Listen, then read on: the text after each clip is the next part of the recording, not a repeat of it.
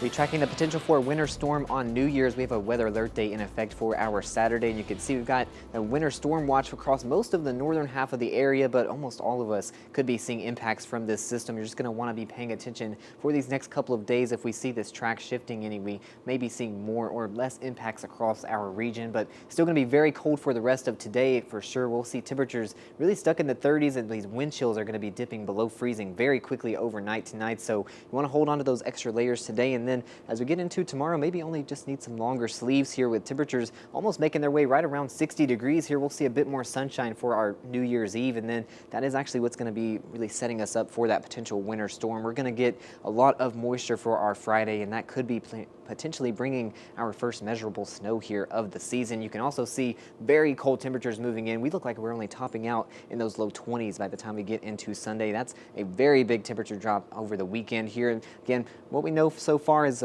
those very cold temperatures on the way. Still going to be watching how much snow we might get, though. This just looks like it could potentially be that first measurable amount of some of that winter precipitation this season. Now, we're going to be seeing those warm temperatures Sunday. That's fueled by some southerly wind. That's going to also bring some of that moisture in here. But you can see as we get into the new year, this is right around, we're ringing in the new year here across mid-Missouri. Temperatures still not going to be too much to worry about, and we're not looking like we're going to be dealing with too much rain into the early hours there. It's as we get into Saturday morning. This is just before sunrise where some rain starts entering our southern counties, and then as we might drop below freezing, that's where we could be seeing some of that mixed precipitation to some of this snow across a lot of our area. Again, this model really wants to keep that focused on the northern half of the area, but any of us could be dealing with some of these impacts depending on how much these temperatures drop here. And then as we get through the rest of the day, it looks like we may get a little bit of a break into the early afternoon here. This is by around 3 p.m. on Saturday, where most of us are still going to be under those cloudy skies, but maybe not seeing as much snowfall. And then as we get through the rest of the day,